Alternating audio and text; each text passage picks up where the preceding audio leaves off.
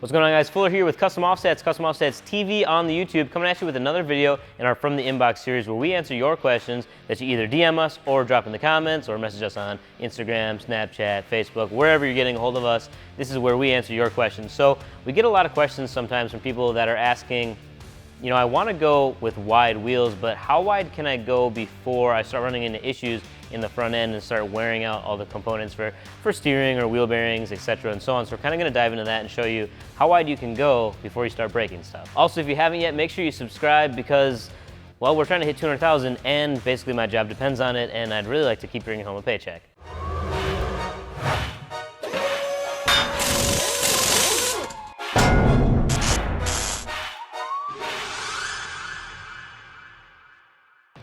If you want to see what fits your truck fitment-wise, like how big can you go on a certain lift size, that's what our gallery is for, customoffsets.com/gallery. You can plug in your year, make, model, and see exactly what fits on your truck.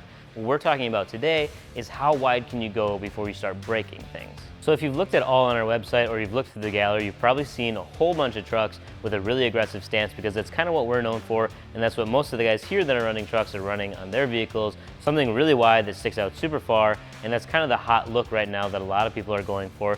Sure, there's plenty of guys that are going to say, nah, 17s and 35s give me a whole lot of rubber and not a lot of wheel, but we love the big wide wheels that stick out super far and basically destroy your paint, but that's another video. So the question is, do wide wheels affect your truck in a negative way? And it's not necessarily the width that is doing that, but it's the added weight. So if you're buying a wheel and tire package off the website, we ship them already mounted and balanced and good to go, and they're actually really heavy, and I think a lot of people don't, you know, comprehend that when they're first ordering a package, because a typical package that shows up on your doorstep that we ship on a pallet is going to be a couple 100 pounds. It really depends on sizes, but obviously the bigger you go, the heavier it is, and that added weight on your truck is what really affects it. So when your truck is stock, you can picture the body of the truck straight on like this, and basically your wheels are right underneath it. So the weight is equally distributed straight down, and you're not putting any other stress on the truck. Now if you have your truck body here and your wheels stick out further, all the weight is centered down, and basically since the wheels are further out, you're putting more stress on those wheels and where they mount up to your hub.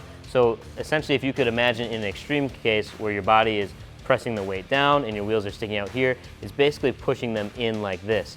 So that's one of the things that is going to cause your wheel bearings to wear out faster than they normally would if you had a stock wheel and tire setup or something narrower. Now, a lot of people are super worried about this, and you don't really have to be because it's not extreme. You're not going to be replacing wheel bearings every weekend. You can easily run a 10 wide, a 12 wide, even a 14 wide and not have to worry about it too much. The wider you go, obviously the further your wheels are out, so the more stress it does put on those wheel bearings, but it's not something, like I mentioned, that you're going to be replacing every weekend. Solutions for wheel bearings, there's not a ton of options out there. Depending on what truck you have, they do offer heavy duty or HD types of wheel bearings that you can replace your stock ones with, but there's not too many options out there, so you're kind of stuck with just using an OEM replacement and just knowing that, you know, it's not every year, but maybe every 2 years or something like that. It really depends on your mileage. You might have to replace wheel bearings, and it's not too big of a job, especially if you can work on your vehicle yourself. Another thing that's greatly impacted when you add really wide wheels and tires to your vehicle is your tie rods. So tie rods are relatively thin. If you take a look at them, it's kind of surprising how thin they really are when they're a major component in the steering of your vehicle. So by adding all that extra weight that you're putting further out, your tie rods are working harder to pull your wheel and tire in or push it out depending on which way you're turning, and that added stress on those can cause cracks and eventually potentially a break. So if you want to replace your tie rods with something else, there are some kits, like higher end kits, things from like Kryptonite or some of the nicer kits on the market that do come with updated and new heavy duty tie rod ends, but the original tie rod itself is still going to be that thinner piece of metal, so you still do have a weak point, and essentially with all components in the front end, the stress is just going to get transferred to whatever the weakest point is. So if you have a beefier tie rod end, but the tie rod itself is thinner, the tie rod end might be fine, but now your actual tie rod is going to snap, or so on and so forth. It kind of goes down the line. So there are a couple options for getting upgrades there if you want to look into different kits that are on the market that do offer those better tie rod ends, so that helps it out a little bit there.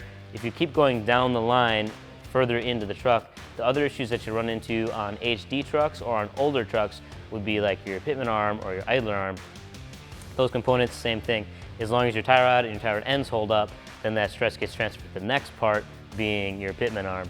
And again, that's something that is impacted by steering and added the extra weight on the outside that's just pushing and pulling all the time, and that's where the added stress comes from. So those are also something that if you're buying a lift kit for your vehicle, usually there's a new Pitman arm that comes with it, which is stronger than the OEM variant. So a lot of times if you're using a lift kit that retains those factory upper control arms, they're going to be at an extreme angle, which puts extra wear and tear on those ball joints. So that's something that you're going to want to look into. Either A, buying a kit that comes with new upper control arms, or looking into options with like uniball kits. I know FabTech offers a really great uniball kit.